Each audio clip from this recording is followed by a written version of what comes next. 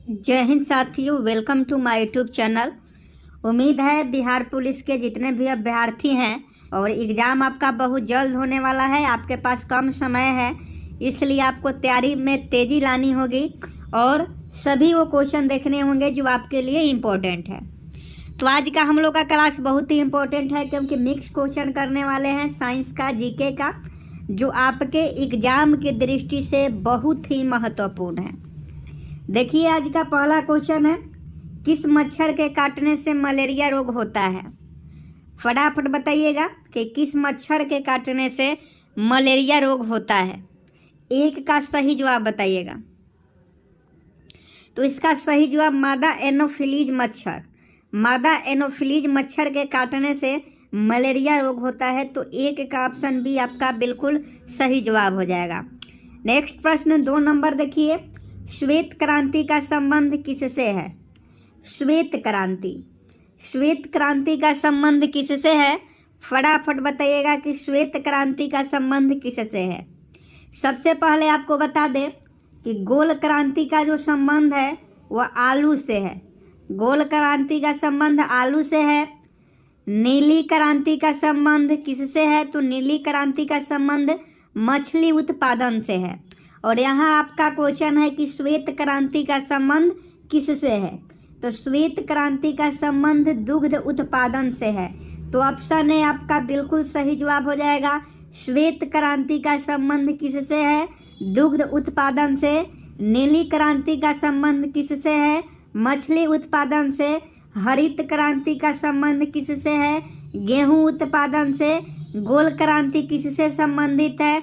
तो आलू से संबंधित है। नेक्स्ट प्रश्न 3 नंबर देखिए, चिल्का झील किस राज्य में स्थित है? देखिए, हर क्वेश्चन के साथ जो क्वेश्चन इंपॉर्टेंट होंगे, जो ऑप्शन आपको दिए गए हैं उसका साथ में फैक्ट भी बताते चलेंगे, ताकि एक क्वेश्चन के अलावा जितने भी उससे रिलेटेड मिलता जुलता क्वेश्चन है वो सभी हम आपको बता सकें। तो 3 नंबर प्रश्न का सही जवाब बताइए कि चिल्का झील किस राज्य में स्थित है।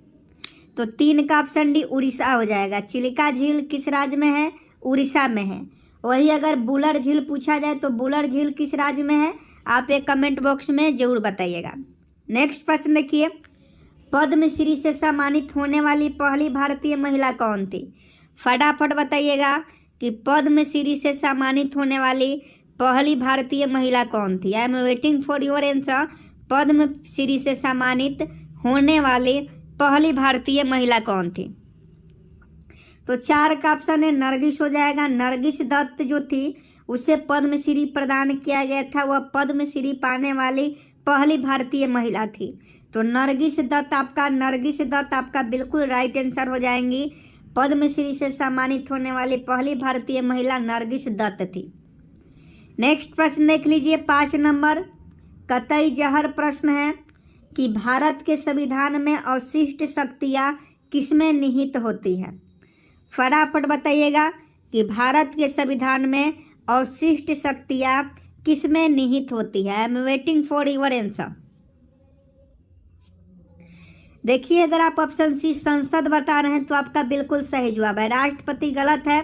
राष्ट्रपति इसका तीनों सेनाओं का प्रमुख होता है, एयरफोर्स, नेवी और आपका आर्मी का जो है राष्ट्रपति प्रमुख होता है। भारत का प्रथम नागरिक राष्ट्रपति होता है। नीति आयोग का अध्यक्ष प्रधानमंत्री होता है। लेकिन भारत के संविधान में अवशिष्ट शक्तियाँ जो होती है वह भारत के संसद में निहित होती है। तो संसद आपका बिल्कुल सही जवाब हो जाएगा। नेक्स्ट प्रश्न 6 नंबर देखिए, अंग महाजनपद की राजधानी थी। 6 का सही जवाब बताइए। अंग महाजनपद की राजधानी क्या थी? तो 6 का ऑप्शन सी चंपा बिल्कुल राइट आंसर। अंग महाजनपद, आप सभी जानते हैं कि 16 महाजनपद थी, जिसमें से अंग महाजनपद की जो राजधानी थी वह चंपा थी। तो 6 का ऑप्शन सी आपका बिल्कुल राइट आंसर हो जाएगा। नेक्स्ट प्रश्न 7 नंबर देख लीजिए, बहुत इंपॉर्टेंट है कि संविधान के किस भाग को भारत का मैग्ना कार्टा कहा जाता है? संविधान के किस भाग को भारत का मैग्ना कार्टा कहा जाता है? फटाफट बताइएगा कि संविधान के किस भाग को भारत का मैग्ना कार्टा कहा जाता है। तो 7 का ऑप्शन सी भाग थर्ड हो जाएगा। भाग थर्ड जो है वह संविधान के भाग थर्ड को भारत का मैग्ना कार्टा कहा जाता है। तो 7 का ऑप्शन सी आपका बिल्कुल राइट आंसर हो जाएगा। नेक्स्ट प्रश्न 8 नंबर देखिए, हॉफमैन कप का संबंध किस खेल से है? 8 नंबर का फटाफट जवाब दीजिएगा। हॉफमैन कप का संबंध किस खेल से है? I am waiting for your answer. Hopman Cup का संबंध किस खेल से है? तो 8 का भी टेनिस हो जाएगा। हॉफमैन कप का संबंध टेनिस से है, तो 8 का ऑप्शन भी टेनिस आपका बिल्कुल सही जवाब हो जाएगा। नेक्स्ट प्रश्न 9 नंबर देखिए, बुलंद दरवाज़ा कहाँ स्थित है? फटाफट बताइएगा कि बुलंद दरवाज़ा कहाँ स्थित है। तो 9 का ऑप्शन डी फतेहपुर सीकरी आप बता रहे हैं, तो आपका बिल्कुल सही जवाब है। बुलंद दरवाज़ा जो है फतेहपुर सीकरी में स्थित है। फतेहपुर सीकरी की स्थापना किसने की? फटाफट सही जवाब बताइए कि फतेहपुर सीकरी की स्थापना किसने की? तो देखिए फतेहपुर सीकरी की जो स्थापना है वह अकबर के द्वारा किया गया और बुलंद दरवाज़ा भी फतेहपुर सीकरी में ही है। नेक्स्ट प्रश्न 10 नंबर देख लीजिए, लोनार झील कहाँ स्थित है? क्वेश्चन पूछा जाएगा कि लोनार झील कहाँ स्थित है। सभी लोग सही सही जवाब बताएंगे। लोनार झील कहाँ स्थित है? महाराष्ट्र बता रहे हैं, तो आपका बिल्कुल सही जवाब है। लोनार झील कहाँ स्थित है? महाराष्ट्र में है। और आप कमेंट बॉक्स में बताइए कि लोकतक झील किस राज्य में स्थित है। लोकतक झील किस राज्य में स्थित है? आप इस प्रश्न का सही सही जवाब कमेंट बॉक्स में जरूर बताइए। प्रश्न देख लीजिए, भारत में जनगणना कितने वर्षों के अंतराल पर की जाती है? बहुत इंपॉर्टेंट क्वेश्चन है कि जनगणना अभी होने वाला है और जनगणना से संबंधित क्वेश्चन पूछा जाएगा ही पूछा जाएगा। तो जनगणना आप लोग याद रखिएगा। जनगणना, भारत में जनगणना कितने वर्षों के अंतराल पर की जाती है? आप सभी जानते हैं भारत में जनगणना 10 वर्षों के अंतराल पर की जाती है। तो 11 का ऑप्शन सी 10 वर्ष आपका बिल्कुल राइट आंसर हो जाएगा।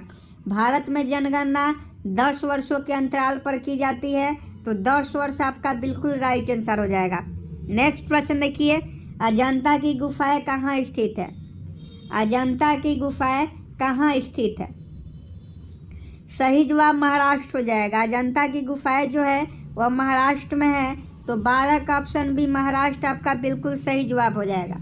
अजंता की गुफाएं कहाँ स्थित है? महाराष्ट्र में स्थित है। नेक्स्ट प्रश्न का सही सही जवाब बताइएगा, अकबरनामा की रचना किसने की? फटाफट बताइएगा क्योंकि हम आपके आंसर का इंतजार कर रहे हैं और आपको फटाफट बताना है अकबरनामा की रचना किसने की। अबुल फजल बिल्कुल राइट आंसर है। जितने भी दोस्त ऑप्शन डी बता रहे हैं अबुल फजल, उनका बिल्कुल राइट आंसर है। अकबरनामा की रचना अबुल फजल के द्वारा की गई। नेक्स्ट प्रश्न देखिए, मत्स्य महाजनपद की राजधानी कहाँ थी? अभी आपको बताए हैं कि 16 महाजनपद थे, जिसमें से मत्स्य महाजनपद की राजधानी आपको बतानी है। तो इसका सही जवाब विराटनगर हो जाएगा। मत्स्य महाजनपद की राजधानी विराटनगर में स्थित है। आगे देखिए, पंजाब के राजा रणजीत सिंह की राजधानी कहाँ थी? 15 का सही सही जवाब बताइएगा।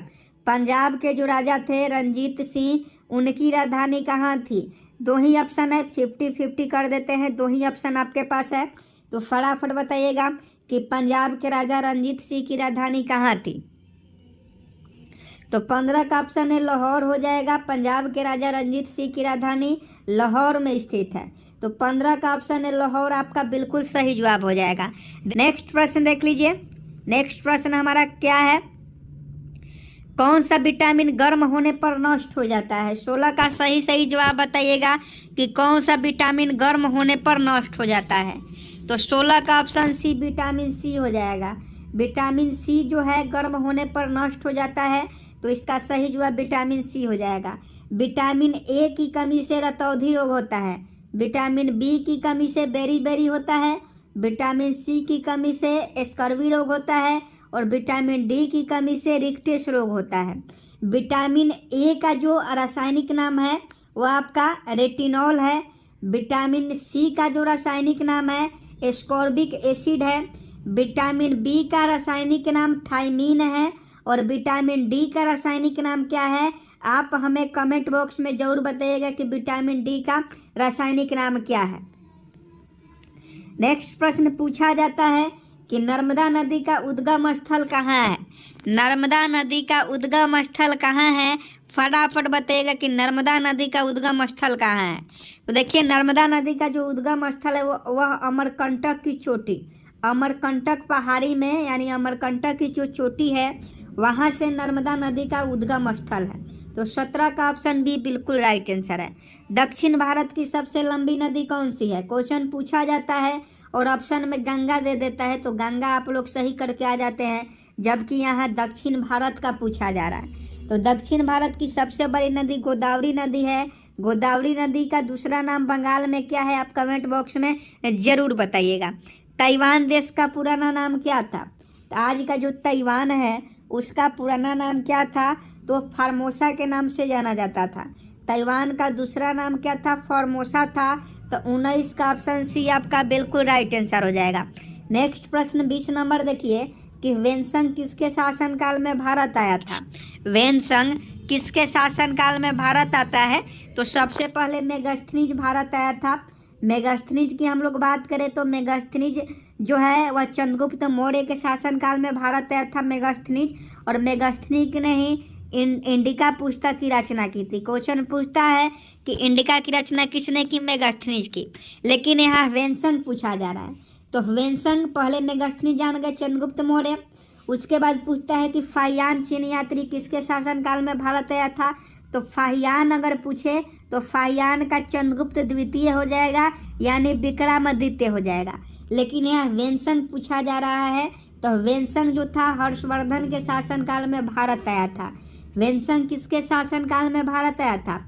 हर्षवर्धन के शासनकाल में। तो 20 का ऑप्शन सी हर्षवर्धन आपका बिल्कुल राइट आंसर हो जाएगा। आगे देखिए कि लंपट मूर्ख के नाम से कौन मुगल शासक जाना जाता था? फटाफट बताइए कि लंपट मूर्ख के नाम से कौन सा मुगल शासक जाना जाता है? तो 21 का ऑप्शन है जहादर शाह। जहादर शाह को लंपट मूर्ख के नाम से जाना जाता है। तो इसका सही जवाब जहादर शाह हो जाएगा। यह एक मुगल शासक था, इसे लंपट मूर्ख के नाम से जाना जाता है। अवंती महाजनपद की राजधानी कहाँ थी? अभी बताए हैं 16 महाजनपद, 16 में से 2 महाजनपद की राजधानी आपको ऑलरेडी हम बता चुके हैं। ये तीसरा महाजनपद अवंती है। तो अवंती का जो राजधानी था वह आपका उज्जैन था। उज्जैन किस नदी के किनारे बसा हुआ है? तो शिप्रा नदी के किनारे उज्जैन बसा हुआ है।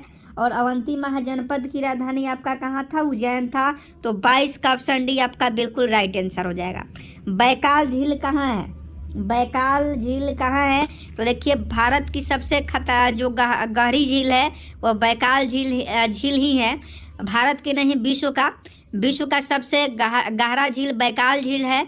और यह किस देश में है? तो यह आपका सोवियत संघ में है। बैकाल झील किस देश में है? सोवियत संघ में है।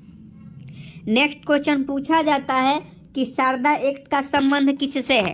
तो शारदा एक्ट का जो संबंध है वह आपका बाल विवाह से है। शारदा एक्ट का संबंध बाल विवाह से है।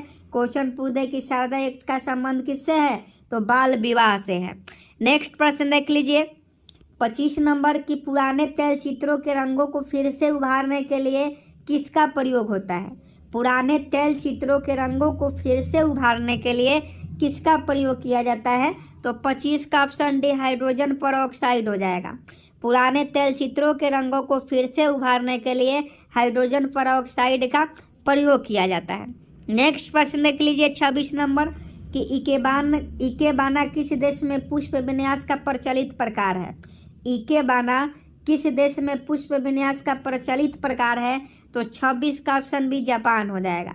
इकेबाना जापान देश में पुष्प विन्यास का प्रचलित प्रकार है।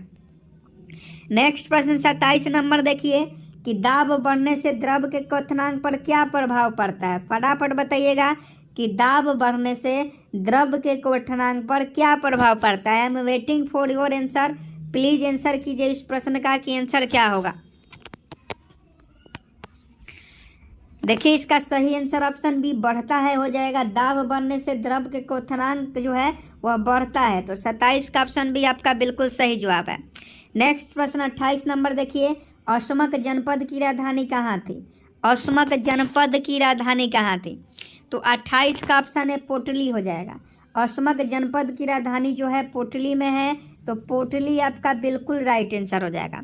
नेक्स्ट प्रश्न देखिए 27 नंबर, डकार किस देश की राजधानी है? डकार किस देश की राजधानी है? तो डकार का फटाफट बताइएगा कि डकार किस देश की राजधानी है। और यहाँ देख लीजिए 28 का जो सही आंसर हो जाएगा ऑप्शन है पोटली हो जाएगा। ये चौथा महाजनपद है। और इसका सही जो जवाब बताए 29 नंबर कि डकार किस देश की राजधानी है। तो देखिए डकार जो है वो सेनेगल की राजधानी है। डकार किस देश की राजधानी है? सेनेगल की राजधानी है। 30 नंबर क्वेश्चन देखिए, राजसमंद झील किस राज्य में स्थित है? राजसमंद झील किस राज्य में स्थित है? तो 30 का ऑप्शन भी राजस्थान में। राजसमंद झील राजस्थान राज्य में स्थित है। नेक्स्ट प्रश्न देखिए 31 नंबर कि भारत का प्रथम परमाणु बिजली घर कहाँ पर आरंभ हुआ? भारत का प्रथम परमाणु बिजली घर कहाँ पर आरंभ हुआ? तो 31 का ऑप्शन है तारापुर हो जाएगा। भारत का प्रथम परमाणु बिजली घर जो है वह तारापुर में प्रारंभ हुआ। आगे देख लीजिए 32 नंबर की प्रार्थना समाज के संस्थापक कौन थे? प्रार्थना समाज के संस्थापक कौन थे? 32 का सही जवाब बताइएगा। प्रार्थना समाज के संस्थापक कौन थे? तो इसका सही जवाब आत्माराम पांडुरंग हो जाएंगे। आत्माराम पांडुरंग जो थे वो प्रार्थना समाज के संस्थापक थे। तो 32 का ऑप्शन भी सही जवाब हो जाएगा। नेक्स्ट प्रश्न 33 नंबर देखिए, पारा प्राप्त किया जाता है। फटाफट बताइएगा 33 नंबर कि पारा प्राप्त किया जाता है। तो देखिए 33 का ऑप्शन भी हो जाएगा सिनेबार से। पारा किससे प्राप्त किया जाता है? सिनेबार से प्राप्त किया जाता है। तो 33 का ऑप्शन भी सही जवाब हो जाएगा। आगे देखिए 34 नंबर की देवताल झील किस राज्य में स्थित है? फटाफट बताइएगा देवताल झील किस राज्य में स्थित है? तो इसका सही जवाब उत्तराखंड हो जाएगा। देवताल झील जो है वह उत्तराखंड राज्य में स्थित है। नेक्स्ट प्रश्न देखिए, सर्वाधिक विद्युत चालकता वाला तत्व कौन सा है? फटाफट बताइएगा। आई am waiting for your answer. सर्वाधिक विद्युत चालकता वाला तत्व कौन सा है? 35 का ऑप्शन सी चांदी हो जाएगा।